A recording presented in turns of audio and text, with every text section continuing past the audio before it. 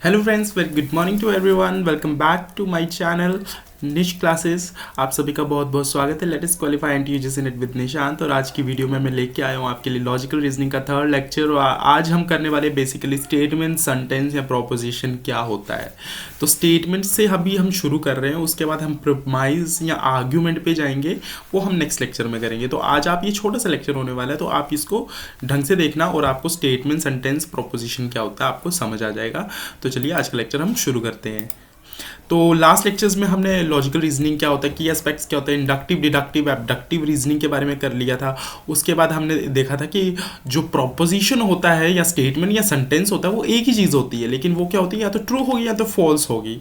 तो ये हमारा एक क्लासिकल लॉजिकल रीजनिंग का एक फंडामेंटल प्रिंसिपल है, लॉ ऑफ एक्सक्लूडेड मिडल की। कोई बीच का रास्ता नहीं होगा। The statement is either true और false, there is no middle ground. तो एक ये हमने लॉ ऑफ एक्सक्लूडेड मिडल किया था। अब हम आज के लेक्चर में जो करने वाले हैं, आज के लेक्चर में हम करने वाले हैं स्टेटमेंट या प्रोपोजिशन जो होता है वो क्या होता है हमारा। तो सबसे पहले तो देख लीजिए, एक स्टेटमेंट मैं आपके लिए लेके आया हूँ यहाँ पे। चलिए इसको देखिए आप। ये तो पार्ट्स ऑफ प्रोपोजिशन आ गया।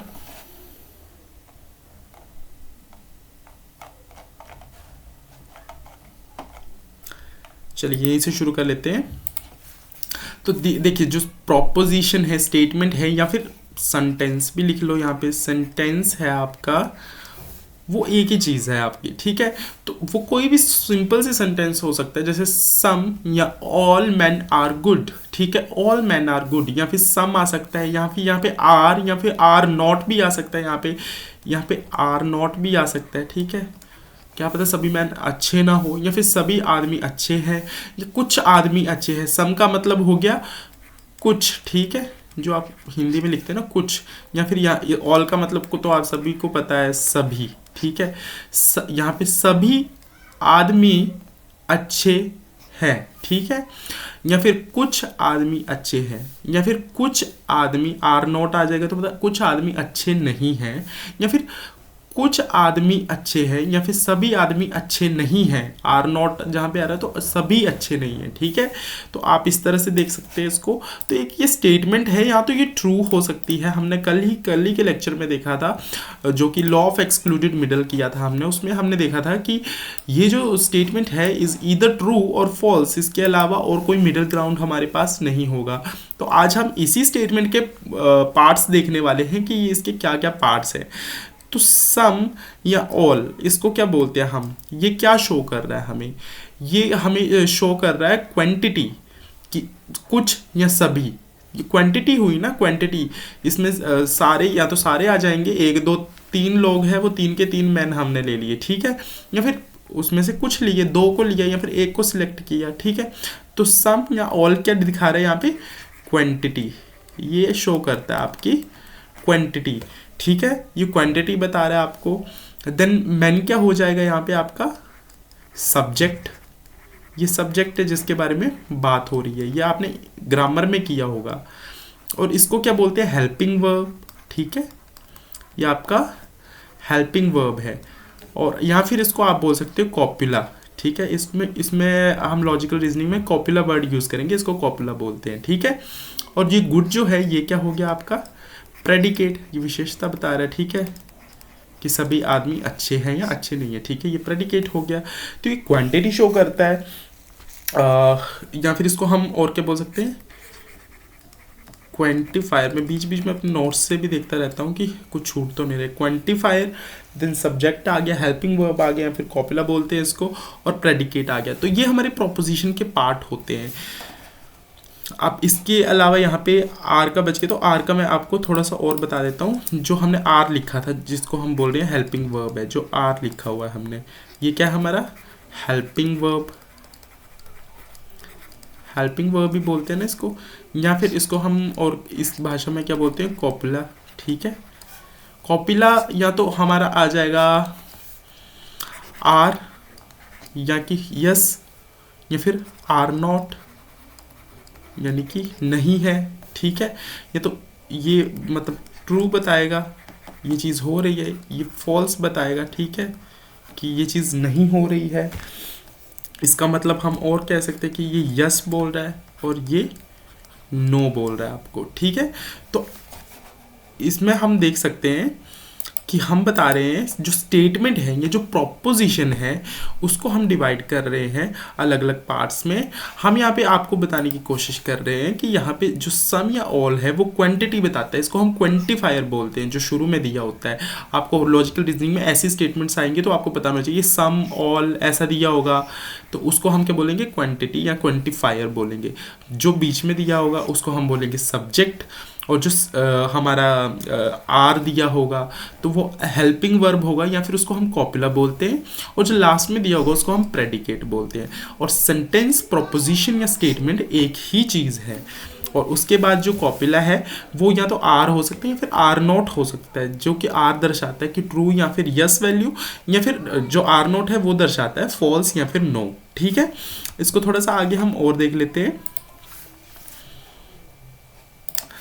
देखिए जो क्वांटिफायर और क्वांटिटी मैंने बताई, या तो ऑल होगा वो यूनिवर्सल बता रहा है, यानी कि सभी यूनिवर्सल हो गया ना, जैसे हमने जनरलाइजेशन वाला किया था। जनरलाइजेशन का मतलब क्या है कि वो यूनिवर्सली एक्सेप्टेड प्रिंसिपल है जिसको हम फॉलो करें। जैसे डिडक्टिव रीजनिंग में जनरल से स्पेसिफिक, कोई जनरल प्रिंसिपल स्पेसिफिक पे जा रहे हैं तो ये जनरल सारी दुनिया पे लागू होता है, तो मतलब कि स्पेसिफिक प्रॉब्लम को भी ये चीज़ सॉल्व कर देगी ये जो प्रिंसिपल है। तो उसी तरह से ये यूनिवर्सल ऑल के दर्शाते हैं, सभी सभी मतलब कि सारे के सारे आ गए, पूरा यूनिवर्स आ गया इसके अंदर, ठीक है।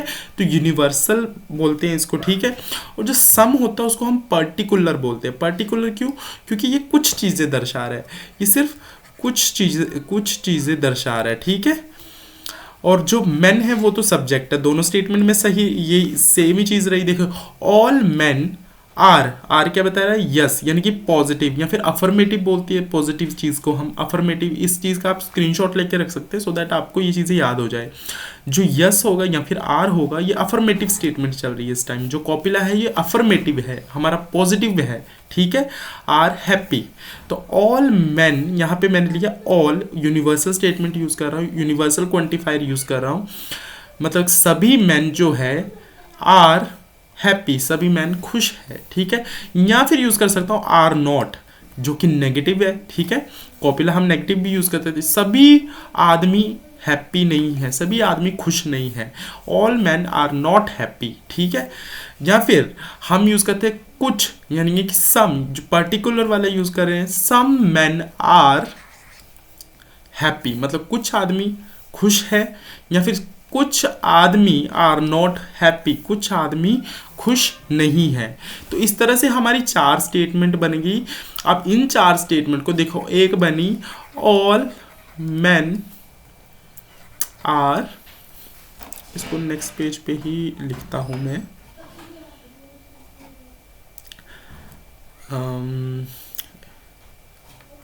यहीं पे लिख देता हूं, ऑल मैन आर हैप्पी, ठीक है। ये फर्स्ट स्टेटमेंट बन गई। या फिर ऑल मैन, या all man are not happy की जगह मैं ये लिख सकता हूँ ना, आर नॉट हैप्पी, ये कुछ अटपटा सा लग रहा है, ठीक है। तो ये वाली चीज़ मैं लिखूंगा नहीं, इसकी जगह ये ऑल को दर्शाने के लिए मैं सीधा यहाँ पे लिख दूंगा नो मैन आर हैप्पी। तो ये ऑल और नो सेम ही रहा ना, ये यूनिवर्सल ही है ना, ये यूनिवर्सल है ना। तो ये दोनों स्टेटमेंट क्या होगी, ये यूनिवर्सल अफर्मेटिव हो गई, ठीक है, क्योंकि आर यहाँ पे दोनों का पॉजिटिव चल रहा है, ठीक है। तो अभी इतना डिटेल में जाने की जरूरत नहीं, तो मैंने all man are not happy जो कि उल्टी सी स्टेटमेंट लग रही थी उसको मैंने लिख दी नो मैन आर हैप्पी। अभी सिर्फ आपको इतना याद रखना है, ठीक है। उसके बाद क्या आ गया हमारा, अब सम वाली ले लेते हैं, सम मैन आर हैप्पी, एक ये स्टेटमेंट आ गई हमारी।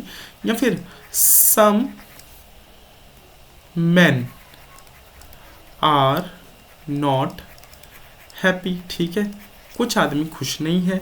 तो यहाँ पे 4 स्टेटमेंट बनती है। एक आर को हम क्या बोलते हैं, यहाँ पे यस बोलते हैं, आर नॉट को नो बोलते हैं। तो यहाँ पे आप बोल सकते हैं ऑल यस वाली स्टेटमेंट ये रही, या फिर ऑल नो, आर नॉट को या फिर नो को तो ये नो ही बोलेंगे, ठीक है। ऑल नो वाली स्टेटमेंट ये रही।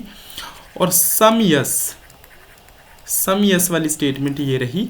आपको अभी समझ नहीं भी आ रहा होगा तब भी मैं कहता हूँ कि आगे के लेक्चर्स देखते रहना, तो आपको इजीली समझ आ जाएगा। ये बहुत इजी टॉपिक है, कुछ इसमें घबराने की ज़रूरत नहीं है। और यहाँ पे आ जाएगा सम नॉट, ठीक है। तो ये 4 स्टेटमेंट बनी, एक ऑल यस वाली, ऑल नो वाली और सम यस वाली या फिर सम नो वाली। मतलब सभी यस है, सभी नो है, या फिर कुछ सही है और कुछ सही नहीं है, ठीक है। तो 4 स्टेटमेंट्स बनी, तो इन्हीं को हम बोलते हैं ए, क्योंकि यहाँ पे पेन दूसरा ले लेते हैं।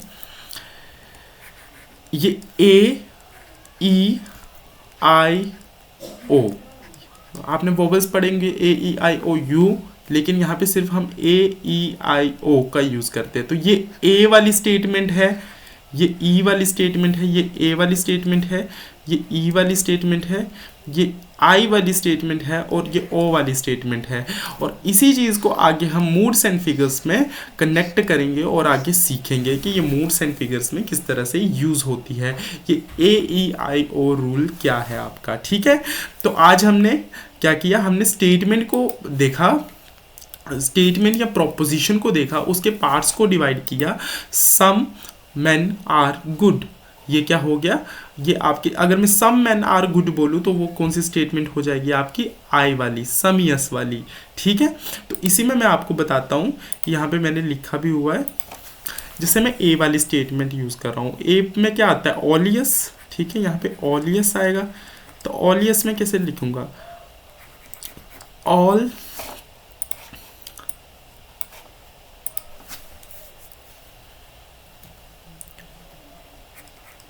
ऑल मैन आर गुड, ठीक है। ये ऑल, और इसको हम यस भी बोलते हैं कॉपिला को, ठीक है। ऑल यस आ गया, ठीक है। और इसका क्या आता है, ऑल नो, तो इसको कैसे लिख सकते हैं, नो मैन आर गुड, ठीक है। ये यूनिवर्सल पॉजिटिव या फिर यूनिवर्सल अफर्मेटिव, यूनिवर्सल पॉजिटिव या फिर यूनिवर्सल अफर्मेटिव बोल सकते हैं, ये यूनिवर्सल नेगेटिव है, ठीक है। ये यूनिवर्सल नेगेटिव है और ये यूनिवर्सल पॉजिटिव है, ठीक है। देन बाकी आई वाला रह गया, तो इसको क्या बोलते हैं, सम यस।